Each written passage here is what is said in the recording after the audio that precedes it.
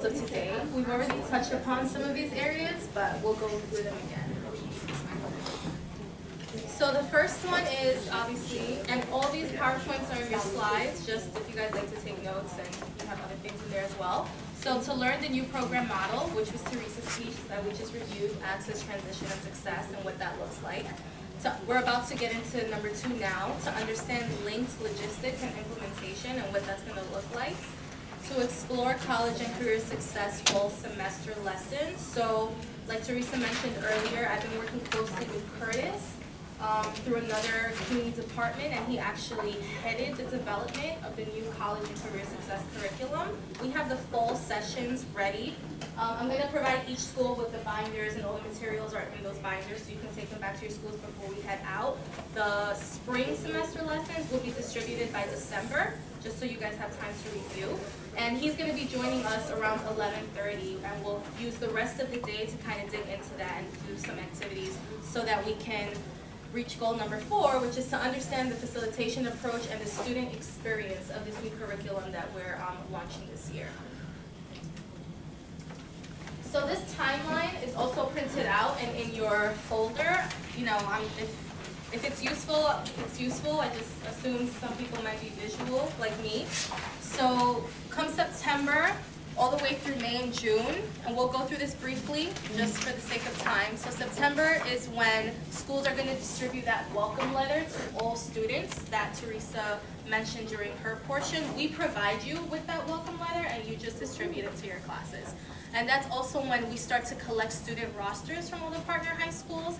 And what we do is we'll, on our end, Kate, the data administrator, that I believe she starts in a week or so, not sure. I'll confirm that later. She'll be joining us Thursday. She'll be joining us Thursday. Oh, excellent. So she'll be joining us this week. She's going to send out Excel spreadsheets to all the schools, and then it's just a matter of you guys filling in some information, getting it back to us so that we can verify eligibility just going forward. So then October is a month where all schools have to return the completed student roster. The deadline for that is October 1st. Just so you're aware of it. We confirm the student testing list, and we notify schools around mid-October. And then that's when we also are going to confirm the trip dates for the CAT workshops. So later on today, when we kind of review CAT workshops again, I'm going to pass along a tentative kind of calendar sign-up. The dates are subject to change because I'm meeting with CAT September 10th to finalize things. But I think I want to get an idea of when you would want your schools to go so we can work around that. And then that's when we also send out the application scholarship notice. We do that through a spreadsheet in Google Docs. So whoever is going to be the main program liaison, you should have an email that's compatible to Google Drive. If not, I would highly recommend you create one, even if it's just for this program. Like I made a Gmail just for this program, monica.cuny-linkt, just so I can do all the Drive things. And we'll all share a folder, but you'll only have access to your school, and no one else will have access to your school file either, just for privacy reasons. Then come November and December, it's kind of a slow month, at least on the LINCT side. I'm sure not for you guys, but on our side. So schools start to attend the CAT workshops. The applications for the LINCT scholarship is on a rolling, ongoing basis, so you are always kind of submitting information and the WOO numbers onto that spreadsheet.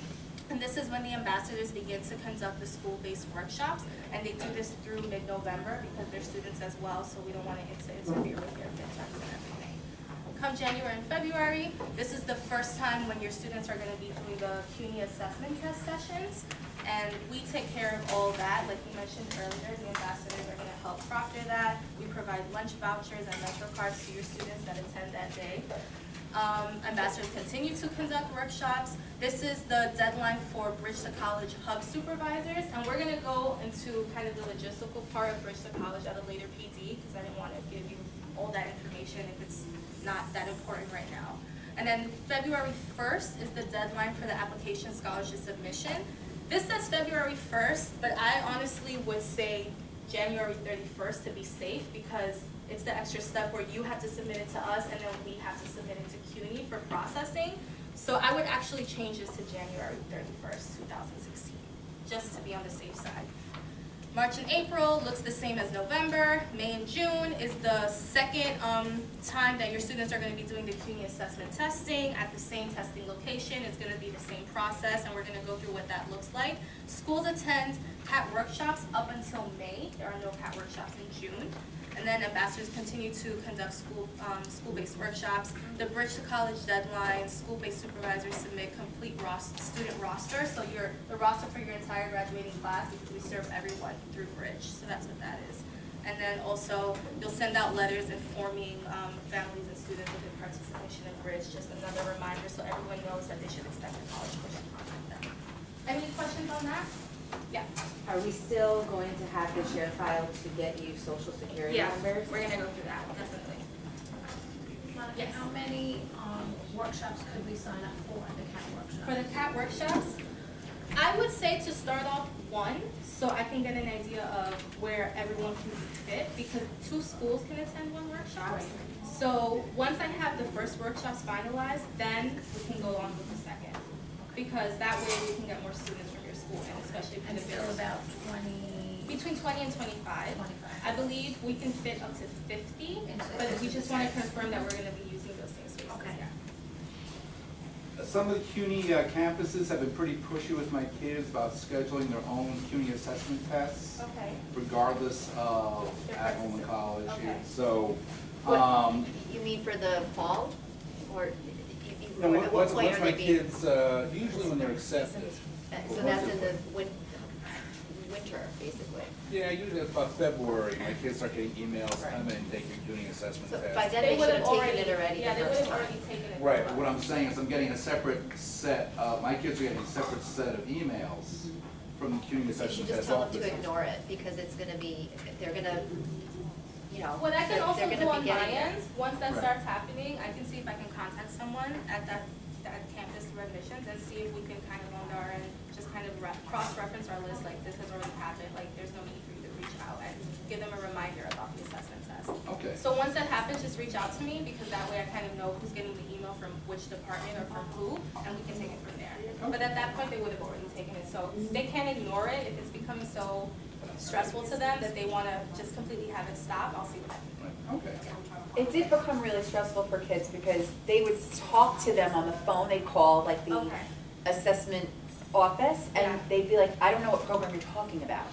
And then, so now like the kids were getting overwhelmed because they're like, well, you said it was okay. And Yeah. I'm saying, and then I'd reach out and I'd say, no, it is okay. And But even then if they're that's hearing it from the school that they want to go to, and they want to make sure that they're not I hear doing you. anything incorrectly No, I hear to, you know, give up their spot.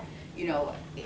it did cause a little bit. Well, I can imagine. I should also just say that the assessment results are in this database called SCAT, and this academic year, so last year is gonna be in that database, next year is gonna be in CUNY First, which is a different database from their application. It's the database that they use for managing their, you know, their student enrollment information. So, number one, I'm just kind of giving you a warning that there's gonna be a transition. You may wanna tell your students to have those college campus testing offices to look at their score in SCAT, because you could have them look right away and see, based on their birth date, their social security number, and their name, there's a score in there, so they've taken it. So even if they forget that they're part of LINCT to Success, they might be able to tell their whoever's calling them. But I would suggest that if they are getting calls, that you can send us emails so we could document it and know which campuses are doing it more frequently than others, and we can find out who those administrators are and reach out to them.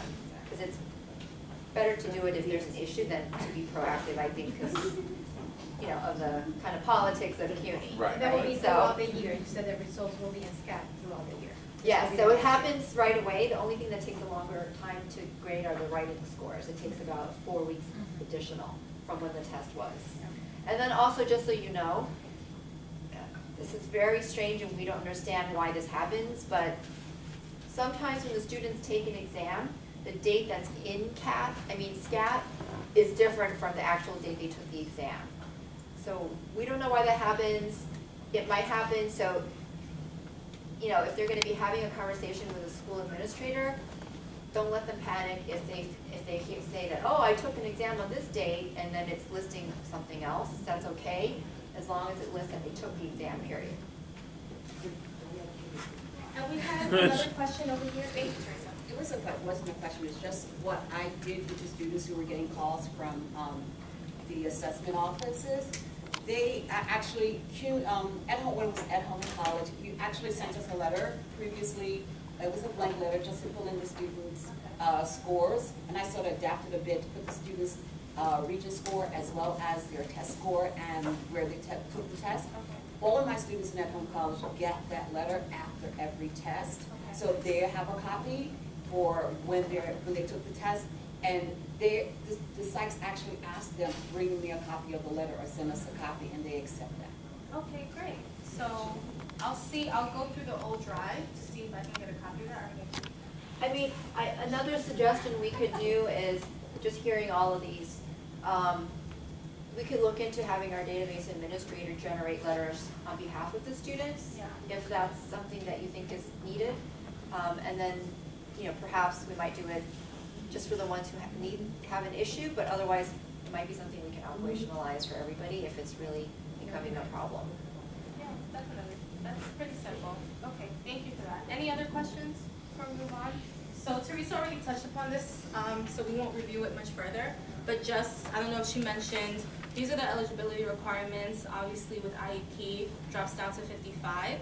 But for the math and ELA, what that looks like is, for LINCT students that are eligible in math only, they have to take both math and ELA classes, because the ELA course is kind of like the anchor course of this program. So if they're eligible in math and ELA, they have to take at least ELA. And then if they're eligible in ELA, they have to take ELA, obviously. I'm sorry, in regards to the courses, are you giving us names, specific names that you want the courses to be named after? I remember 2 years ago you gave us the codes.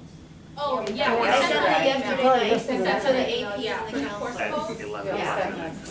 And I believe the email says that the course codes have the old at-home and college name, but we have that information, it's been sent out already, yeah. Okay. So then for the student roster submission, Kate, our data administrator, this is just a quick review of the process. So she'll collect the rosters from all the schools at the start of the school year, and you provide us with student names, OSIS, date of birth, LINCT course requirements. She'll verify eligibility and confirm the final roster, and then distribute it back to the schools. So any discrepancies, she'll have that finalized by November 1st. So that's kind of the cutoff date where we can go back and forth before that if there's any discrepancies. And then the program liaison at the partner high school is to upload them onto CUNY ShareFile by October 1st. Okay. So any questions with that? Or move on?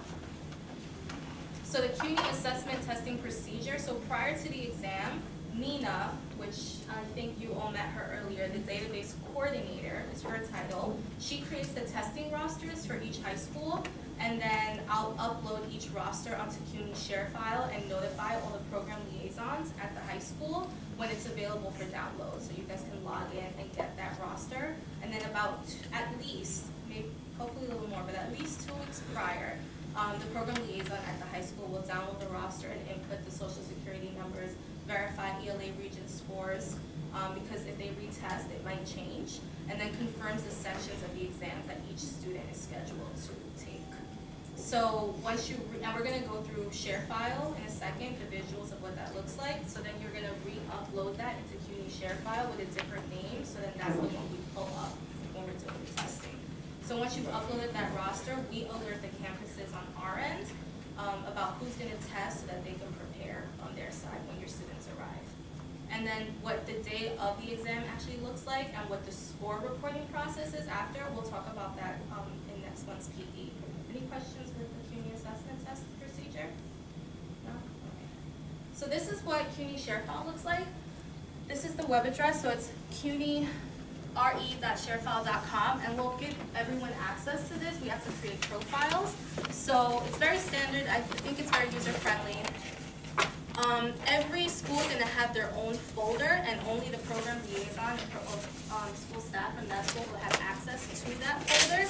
This is for first round testing, this is for second round testing, and this is who, you know, we can kind of determine who the folder is shared with and their access levels on that folder.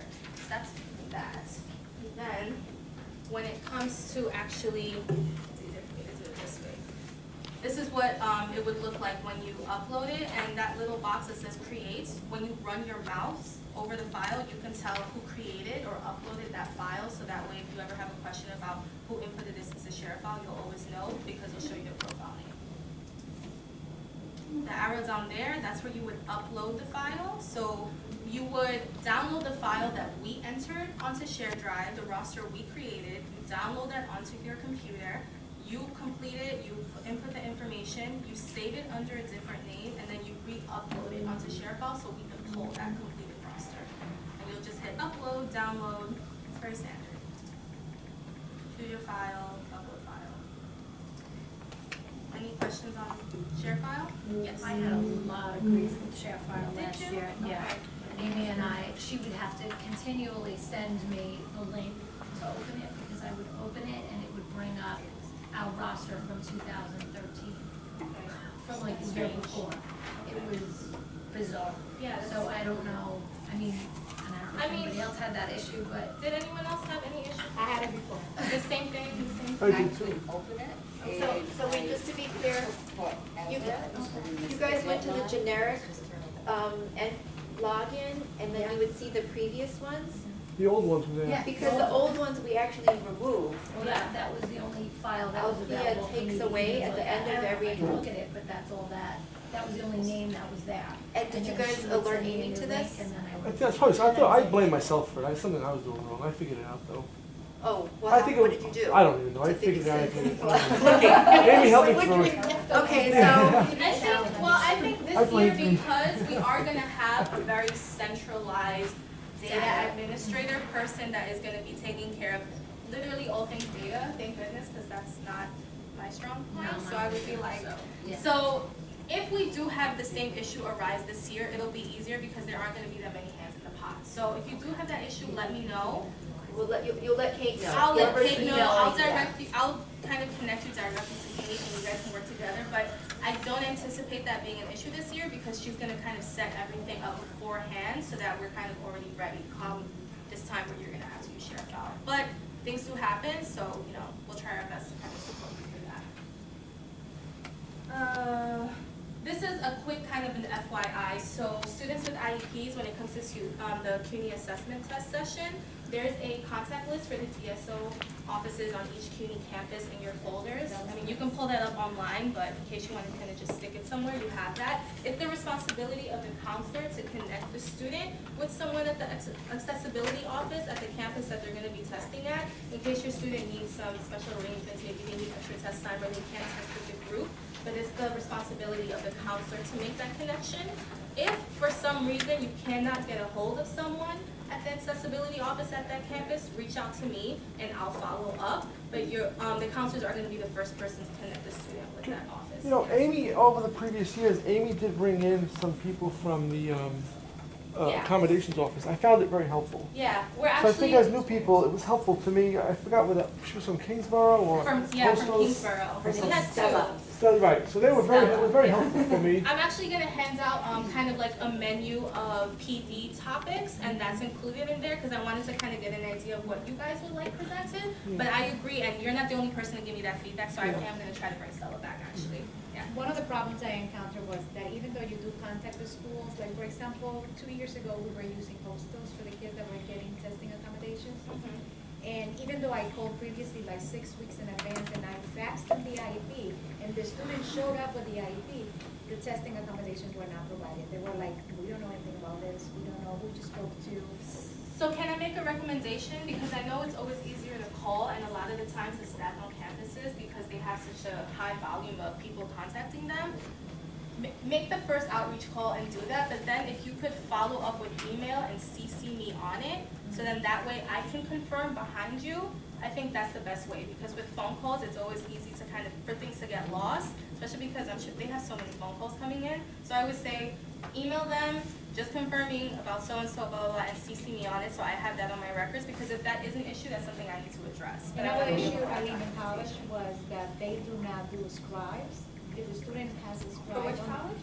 Lehman. Lehman, okay. If the student needs a scribe, what I was told was that they only do it for students who are currently enrolled in the school, not for students coming in and just taking the CUNY quiz. Really? Okay, that's good to know then. Yeah. Excuse me, also the day of the exam, when I did with my students with IEPs, it was a small number at Hunter College, because they were great. I just had the kids have when they arrived on the day of, they had their IEP, they showed it to the person signing them in, they just set them aside and worked with them separately. Well, they did that. At It was Hunter. just when it came to the scribe, they wouldn't. Oh, do the it. scribe, right, okay, well, all right, but the day of, even if you were having trouble communicating with the offices, they just have these kids have the IEP the day of the exam, and that helped them out. Thank you. At Hunter at least. At Hunter at least. I don't know other schools possibly. But yeah, just with things like that, if you can always follow up with email and CC me on it, so that way I can follow up, it's easier. Normally knows I'm an email freak. Email me everything. Great follow-up. Thank you. So, are we good on time? The application scholarship procedure. So again, the CUNY LINCT to Success Scholarship is essentially a waiver of the CUNY application fee. So what that looks like, again, it's very simple. The database coordinator, which is Nina, she'll share an application scholarship roster via Google Drive. And then each school, just on an ongoing basis, she'll enter the information for the students that are going to be receiving that scholarship, and we'll continuously pull that, put that into a spreadsheet, and then send it out. So just the program liaison at the school, you'll periodically log in and enter the application control numbers as the students complete their application. So I put the correct deadline on this, as you guys can see. So it's January 31st, just so that we have enough time to process that before that February 1st deadline, because we're kind of committed there, so just to be safe. Any questions on that? Yes. Just for everyone else to be aware of, the new people, although the application fee may be paid, you need to constantly check your student. They will not, CUNY did not process quite a few of that among college students. And they miss schools like Gutman, because Gutman has a deadline, and you don't meet their deadline, your kids can't do it. Although my applications were in December, and Amy paid them way back in November in different times, they missed the deadline because CUNY didn't process the application, and I wasn't aware of that. Because Amy paid it, I assumed it was done, then the kid's like, I'm not getting anything.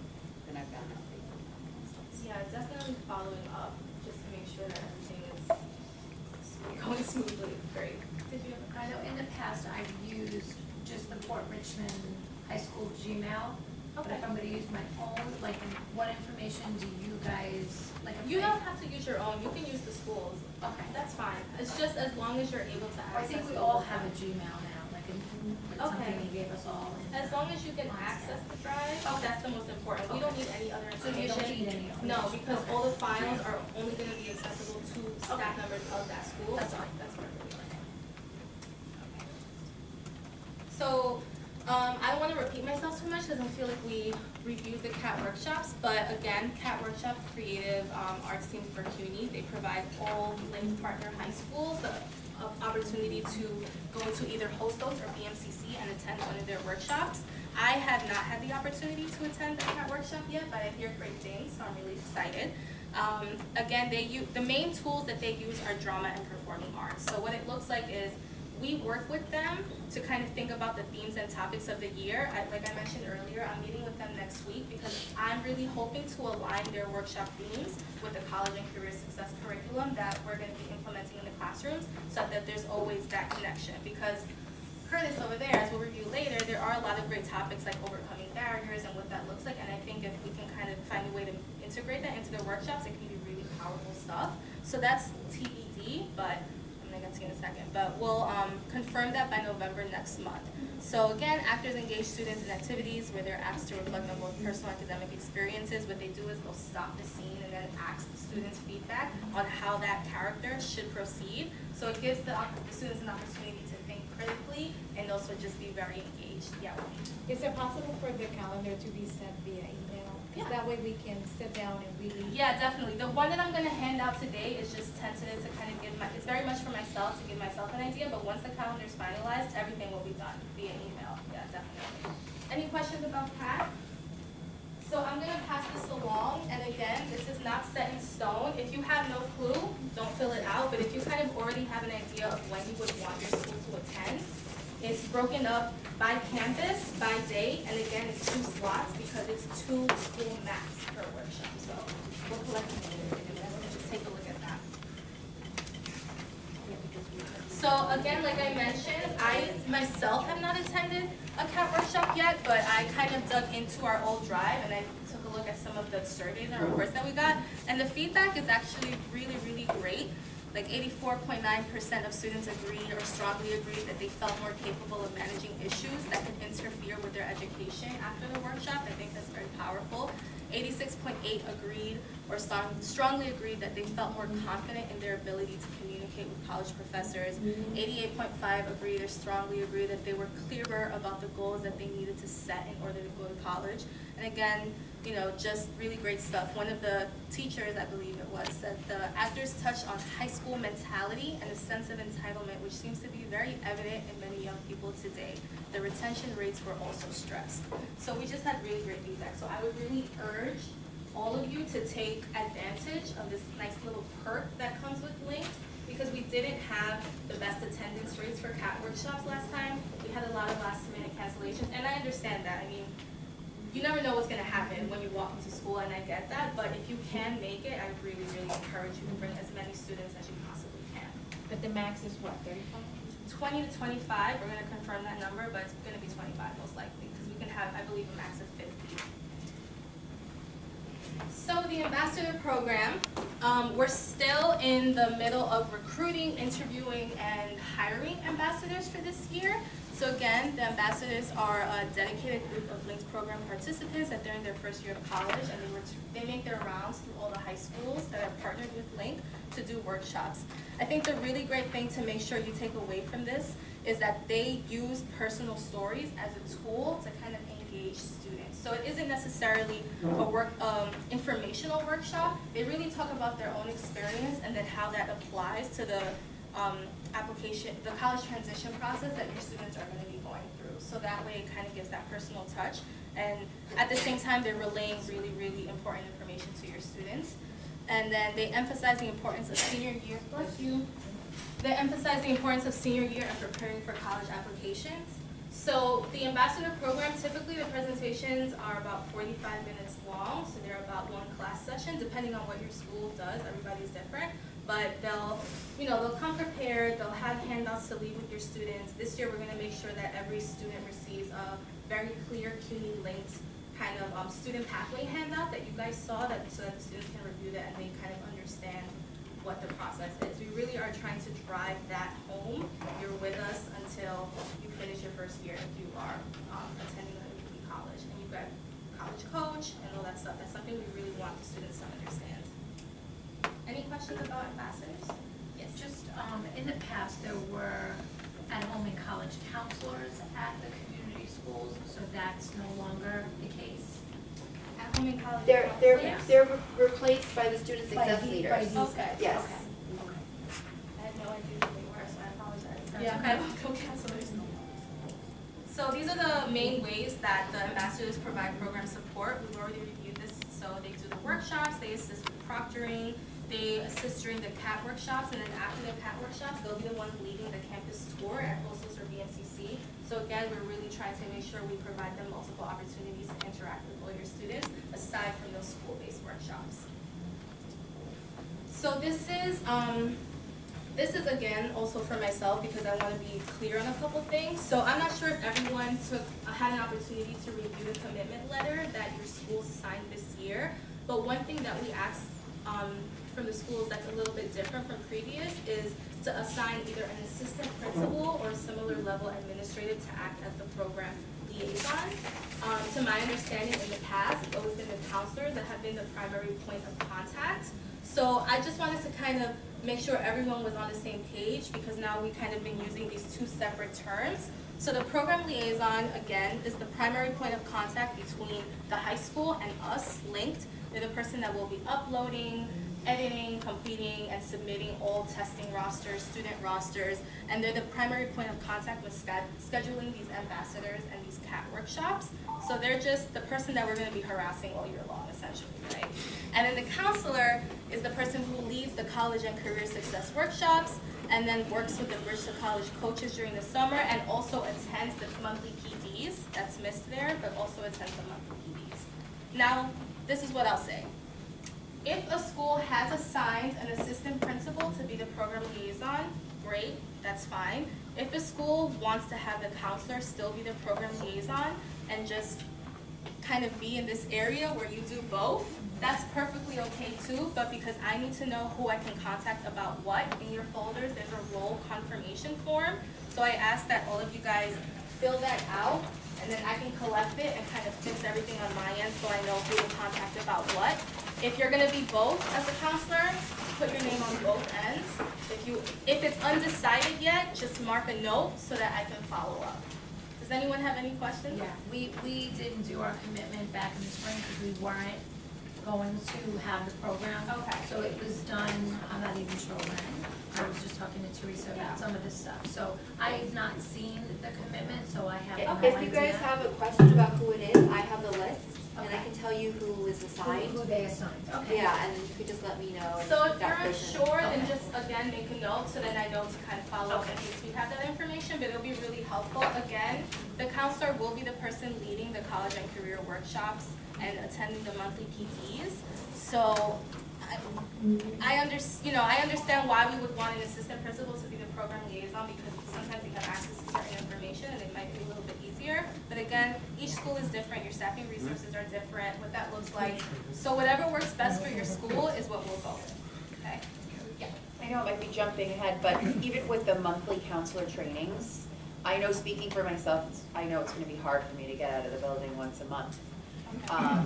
Like, could you send somebody else in lieu, or will You could things send be somebody else uploaded, in like I know lieu. that they're videotaping today, because it's hard to get out of the So, building. actually, thank you for mentioning that because I missed a part. So we are gonna be launching an online sharing tool soon. We're just kind of finalizing a couple things. So it'll be a website that if you do miss a PD, you can log on and access all PowerPoints, all materials, all handouts, and you can kind of just run through it on your own time, and you'll have that information. So you could send someone in lieu of that, but actually just because of the way the payments and stipend work, I would say if you can't attend, just let me know, and then we'll kind of say, okay, this will be uploaded at this point, so you can still get that information. It's most likely gonna be a database called Intranarse, or Schoolology.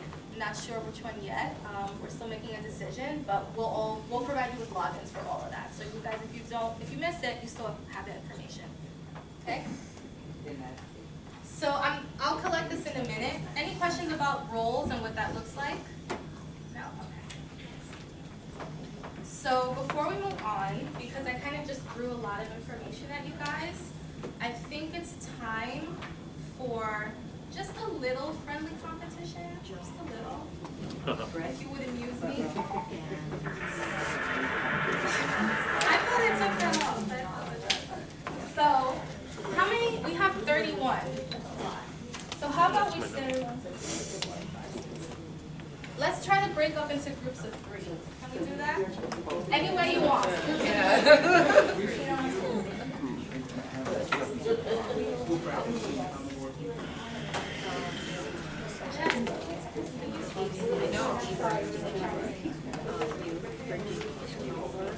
Andrea,